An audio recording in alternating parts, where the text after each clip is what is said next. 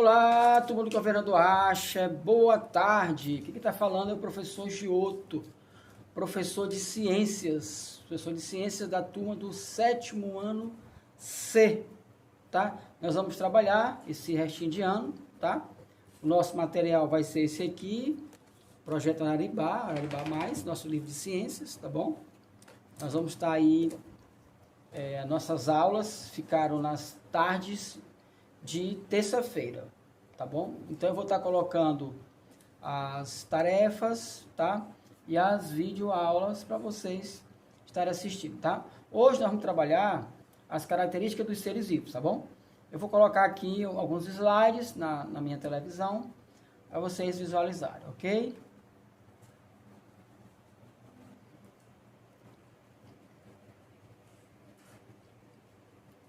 Características dos seres vivos, tá? Bom, o que nos faz pensar? O que é que nos torna vivo? Tá? Vamos tentar entender um pouco, né, pessoal? O que é que nos diferencia dos que não têm vida? Por exemplo, a reprodução, tá? Nós temos, por exemplo, o livro de vocês, esse aqui, tá? Ele não consegue se reproduzir, então ele não é um ser vivo, tá? Você pega o controle remoto da televisão, ele também não consegue se reproduzir, então não é vivo. Então uma das características do ser vivo é a própria reprodução, tá? Nós vamos ver aí outras características. O que é vida? Como eu acabei de falar, né? É aquilo que cresce, se desenvolve, reproduz e morre. Tá? Essas características, elas são essenciais para a definição, tá? Do que é vida, tá bom? Então, a vida, ela parte, tá? De uma única célula. Aquela célula vai se reproduzindo, se transformando em outras milhares de células, tá bom? Existem bactérias também, só tem uma célula, vamos ver daqui a pouco. Muitos biólogos tentaram definir o que é vida, embora nenhuma das definições obtidas até hoje foram satisfatórias. Contudo, apesar de não encontrarem essa definição, poderão definir os processos da vida. Tá? Segundo o zoólogo alemão Ernst Mayr, tentativas foram feitas repetidamente para definir o que é a vida. Esses esforços são um tanto fúteis, visto que agora está inteiramente claro que não há uma substância, um objeto, uma força especial que possa identificar a vida. O processo da vida, contudo, pode ser definido. Como diferenciar um ser vivo de um ser não vivo? Né? Nós temos aqui um quadro bem interessante. Nós temos aqui um gato, né? Vocês estão vendo aqui na minha mão, um gato, tá? Vivo. Ele nasceu, tá? De um pai, de uma mãe, ele cresceu, se desenvolveu, sofreu o metabolismo, ele com certeza vai reproduzir, ele vai envelhecer e vai morrer. E nós temos ali a figura de um outro gato, tá? Só que um brinquedo, aquele lá não vai desenvolver nunca, tá? E nem vai reproduzir, a diferença é essa, tá? Agora, quais são as características mesmo que nos definem, né, dos seres vivos? A primeira colocada aqui é a composição química. Nós somos feitos de quê, né, pessoal? Nós temos que ter esse entendimento. Nós somos feitos de hidrogênio, que é encontrado na água. Nós somos feitos de carbono, que é o elemento mais duro, encontrado na natureza. Nós somos feitos de oxigênio. Nós temos várias substâncias. Por exemplo, nós precisamos do cálcio, encontrado aonde, pessoal? Vamos lá? Isso, quem falou leite acertou. O cálcio, ele é encontrado no leite, tá? E ajuda a fortificar os nossos ossos, tá bom? E também os dentes, tá? Aí nós temos a organização da matéria. O que é a organização da matéria? Nós temos a célula, depois da célula nós temos os tecidos, aí depois vira os órgãos, aí depois vai virar os sistemas e o nosso organismo, tá? Então, a organização da matéria é isso, é uma hierarquia dentro do nosso corpo, começando pela célula, tá? Nós nascemos uma única célula, chamada célula ovo ou zigoto, tá? Aí nós temos também o metabolismo. O que é o metabolismo, pessoal? É o desenvolvimento, tá, do nosso corpo. Depois da criação dos órgãos, tá, esses órgãos vão ser divididos em sistemas. Nós temos o sistema nervoso, o sistema digestório, locomotor, nós temos o sistema reprodutor. Cada sistema tem uma função, tá? E quem cuida disso é o nosso metabolismo humano. Tem pessoas que conseguem ter um metabolismo ótimo, por exemplo, se alimenta e vai ao banheiro diariamente. Outros não, porque tem um metabolismo mais lento, tá? Reação e movimento. O nosso corpo, ele é detentor, né, de ossos, de articulações que fazem com que ele se movimente, tá? E a gente percebe também quais são as reações do ambiente. Você sente calor, você sente frio, você sente medo. Isso são as reações, tá bom? Crescimento e reprodução, tá? Como eu falei antes, o ser humano, né, ou os seres vivos, eles ficam pequenos, nascem pequenos, aliás, e vão crescendo. Essa questão do crescimento aqui, tá? Depois de crescido, os seus órgãos reprodutores, tá, vão ficar maduros, né? Quando eles estiverem maduros, vai acontecer o quê? A reprodução. Existe a reprodução sexuada e a reprodução assexuada, tá? A reprodução sexuada, que precisa de 2 seres. E a reprodução assexuada só precisa de um ser, no caso as bactérias. A penúltima, antepenúltima, hereditariedade. É a herança que nós carregamos do pai, da mãe, da avó, às vezes de um tio, tá? Você tem um sinal que a tua mãe tem, você tem a orelha do pai, tem a mão da avó, tá? Só essas características herdadas. Variabilidade genética. Pessoal, essa variabilidade genética é interessante, que se não tivesse, todo mundo era igual, né? Imagina todos os seres humanos, nós somos na face da Terra 7 bilhões de pessoas, é muita gente. Imagina todo mundo igual, né? Então, essa variabilidade genética, ela nos faz ser diferentes um do outro. Por quê? Porque metade dos DNA da sua mãe, metade do DNA do seu pai, tá? Se mistura e forma você. Em outras palavras, a gente. A última, seleção natural e adaptação. Essa seleção natural, criada aí por Charles Robert Darwin, ele diz que os seres mais aptos, né, eles conseguem sobreviver nesse mundo, né? Trazendo para hoje em dia, as pessoas mais inteligentes conseguem sobreviver, conseguem os melhores salários, os melhores empregos, tá? A gente consegue se adaptar, tá bom? Próximo slide. Colocando aquele primeiro tópico lá da composição química, como eu já falei, né? São as substâncias que compõem os organismos dos seres vivos. Pode ter o carbono, o hidrogênio, o oxigênio, o nitrogênio, o fósforo e o enxofre. E aqui são as suas representações, tá?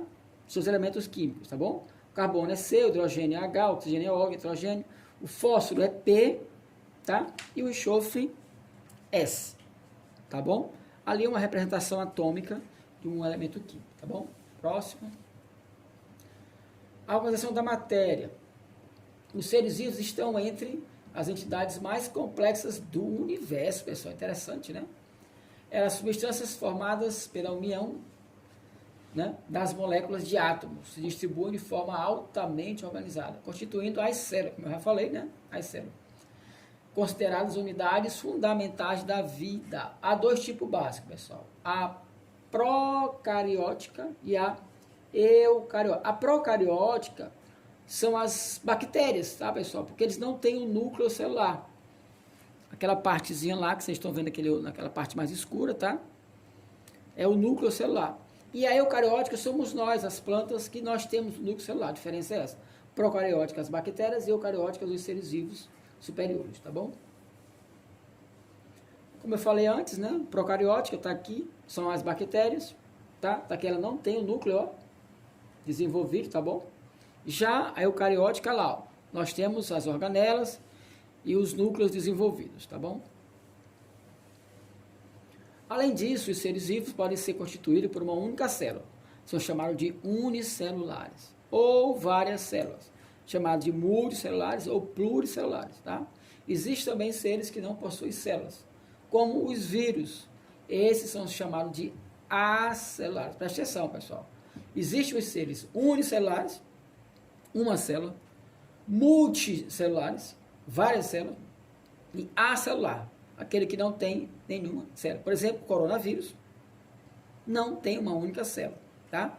Ele precisa entrar no nosso corpo, invade alguma bactéria, invade alguma célula nossa e se reproduz.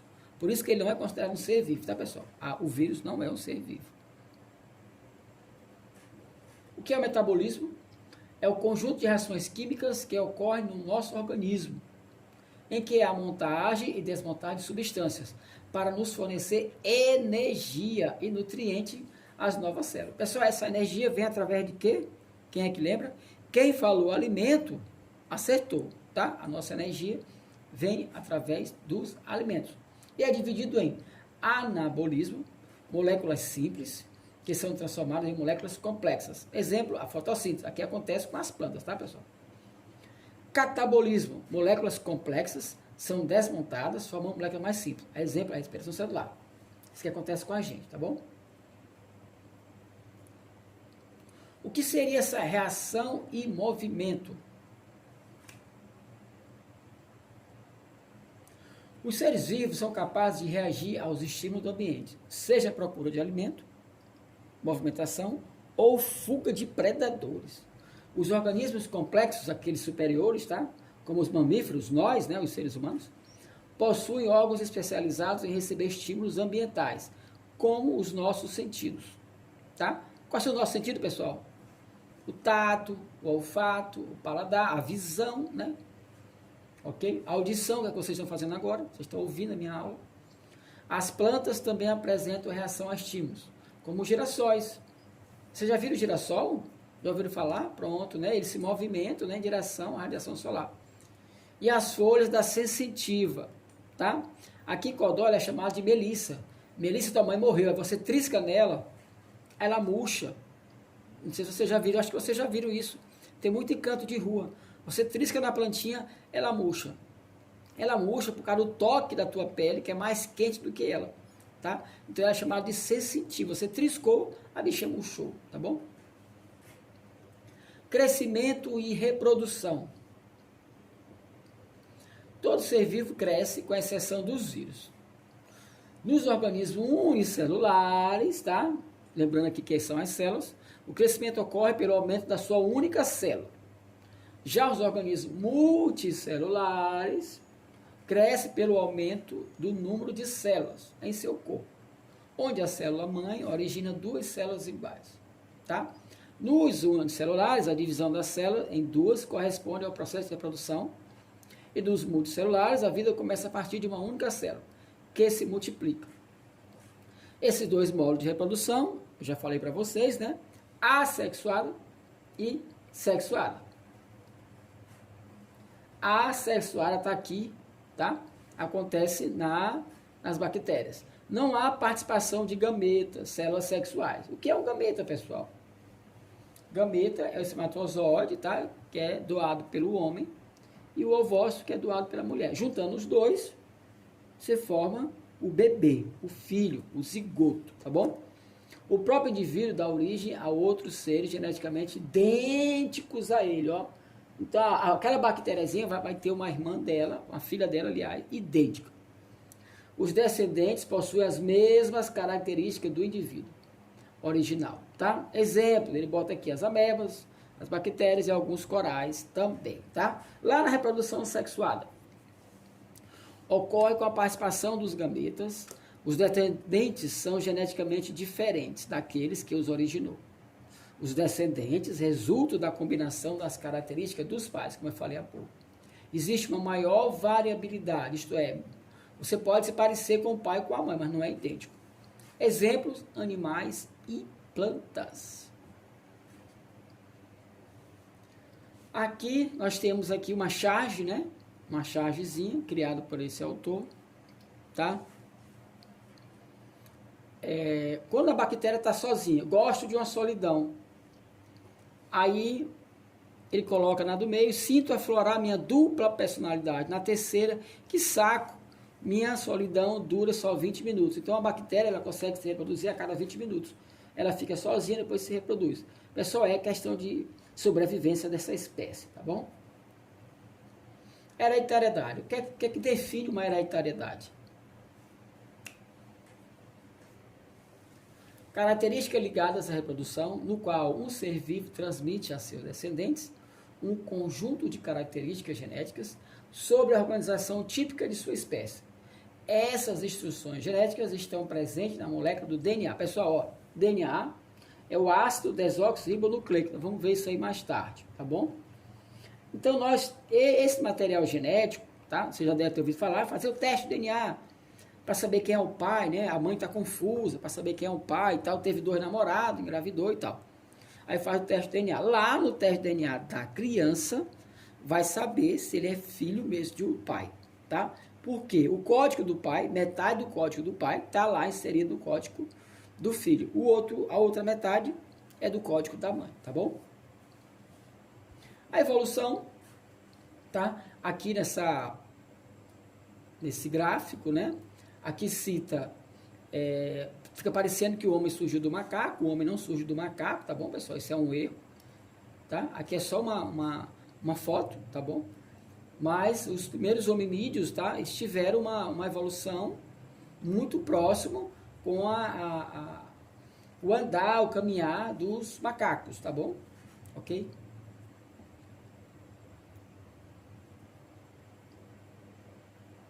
Ok, nessa citação de Antônio Lavoisier, ele coloca, na natureza, nada se cria, nada se perde, tudo se transforma, tá? Então, mas professor, se eu pegar um pedaço de madeira e tocar fogo nele, bom, aquele pedaço de madeira vai se transformar em fumaça, ele não se perdeu. E a fumaça, tá? Ela vai se dissipar na natureza, vai subir, tá? Aquele gás carbônico, ele vai se juntar às nuvens, vai virar um ácido carbônico e vai chover o ácido de volta para a Terra, voltando para a Terra, para fazer parte de uma outra árvore. Na verdade, vira um ciclo, tá? Então, quando ele bota, que a gente não cria nada, porque a natureza já tem tudo. A gente só molda, já tem a natureza, tá bom? E também nada se perde, tá? Então, essa citação aqui, tem uns 300 anos, tá? Esse cara, ele era um químico e ajudou muito, tá bom? Ok? Eu queria agradecer aqui a vocês, tá? Qualquer dúvida, caso vocês tenham, tá bom? Vocês podem estar aí acessando no meu telefone, tá? Vai ser um prazer muito grande fazer parte, tá? Da equipe da escola, tá bom? Já conheço muitos colegas professores, a direção da escola, a coordenação da escola, tá? Então, o material anexo, um texto e algumas atividades, vocês vão estar aí respondendo, tá? Queria enfatizar que esse material era para a turma do 7º ano C, tá? Eu venho de uma outra escola e completo no Governador Acha com uma turma, tá bom, pessoal? Obrigado, tchau. Eu sou Gio.